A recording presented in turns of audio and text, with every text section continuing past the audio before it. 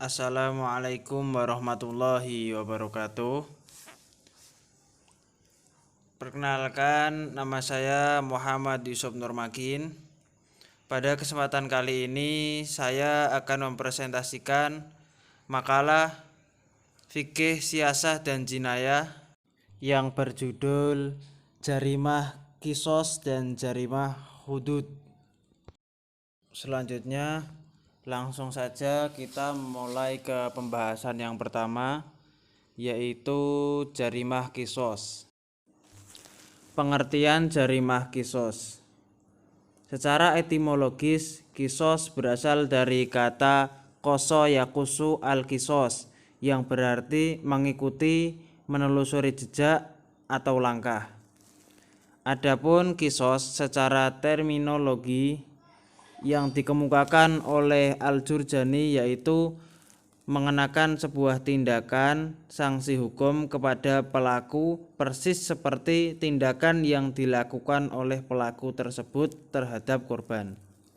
Sementara dalam Al-Mu'jam Al-Wasit, qisas diartikan dengan menjatuhkan sanksi hukum kepada pelaku tindak pidana sama persis dengan tindak pidana yang dilakukan nyawa dengan nyawa dan anggota tubuh dibalas dengan anggota tubuh pula. Dalam fikih jinayat, sanksi qisas ada dua macam, yaitu yang pertama, jarimah pembunuhan. Sanksi hukum qisas yang diberlakukan terhadap pelaku pembunuhan sengaja atau terencana terdapat dalam firman Allah, Ya ayyuhalladzina amanu kutiba alaikumul qisasu fil qatla, yang berarti hai orang-orang yang beriman, diwajibkan atas kamu qisas berkenaan dengan orang-orang yang dibunuh. Ayat ini berisi tentang hukum qisas bagi pembunuh yang melakukan kejahatan secara sengaja dan pihak keluarga korban tidak memaafkan pelaku. Jikalau keluarga korban ternyata memaafkan pelaku, maka sanksi qisas tidak berlaku dan beralih menjadi hukuman diat atau denda. Dengan demikian, tidak setiap pelaku tindak pidana pembunuhan pasti diancam sanksi qisas. Segala sesuatu harus diteliti secara mendalam mengenai motivasi, cara, faktor pendorong, dan teknis ketika melakukan jarimah pembunuhan ini.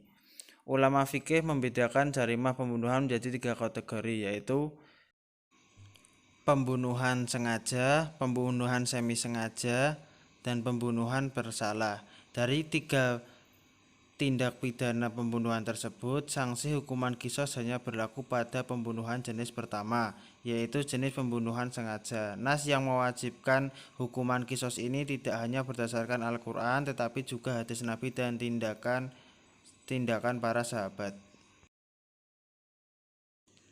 Yang kedua adalah jarimah penganiayaan yang dijelaskan dalam surat Al-Maidah ayat 45 yang artinya, dan kami telah tetapkan terhadap mereka di dalamnya bahwasanya jiwa dibalas dengan jiwa, mata dengan mata, hidung dengan hidung, telinga dengan telinga, gigi dengan gigi, dan luka-luka pun dengan qisasnya.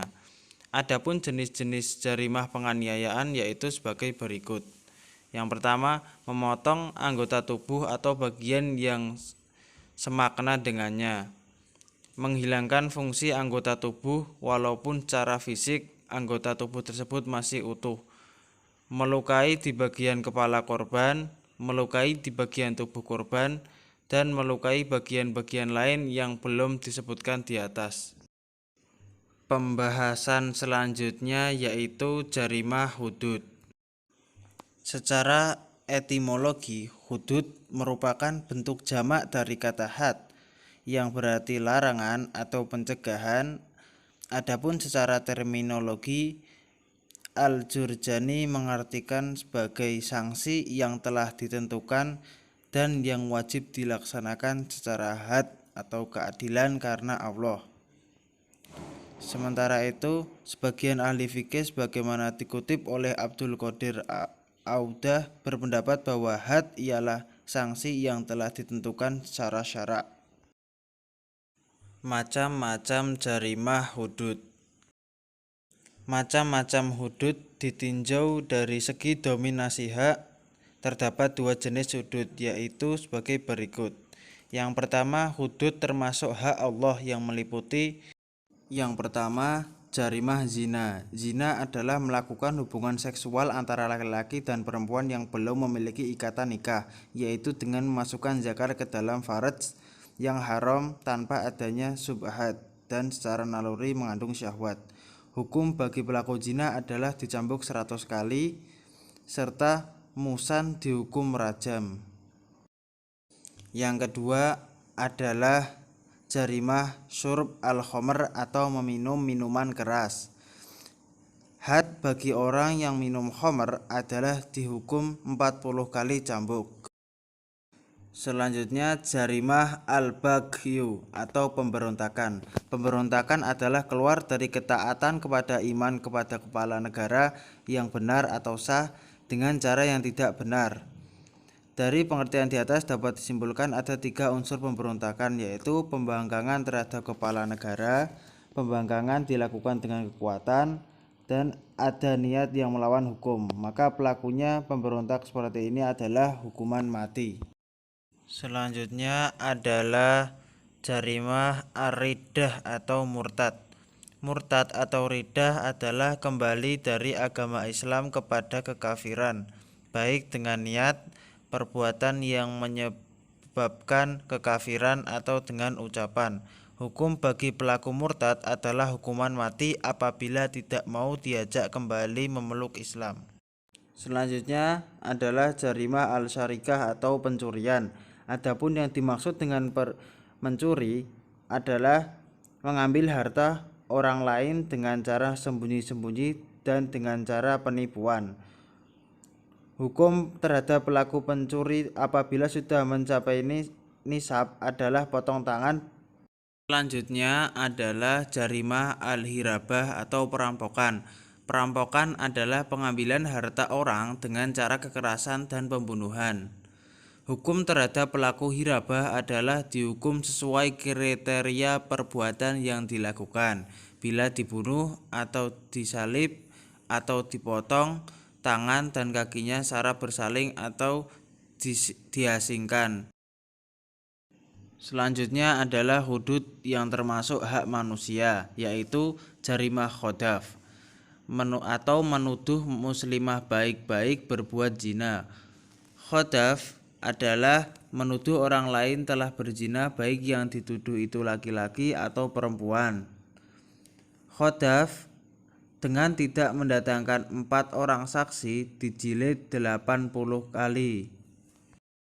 Kemudian yang terakhir adalah jarimah kisos, pembunuhan dan penganiayaan. Pelukaan secara sengaja tidak mewajibkan kisos kecuali apabila hal itu memungkinkan sehingga ada kesamaan dengan luka korban tanpa lebih atau kurang. Apabila persamaan dalam hal tersebut tidak bisa direalisasikan kecuali dengan sedikit kelebihan atau untungan atau menimbulkan bahaya bagi diri orang yang dikisos, maka kisos tidak wajib dan sebagaimana penggantinya adalah diat. Demikian presentasi dari saya. Apabila terdapat kesalahan saya mohon maaf. Wabillahi taufiq wal hidayah. Wassalamualaikum warahmatullahi wabarakatuh.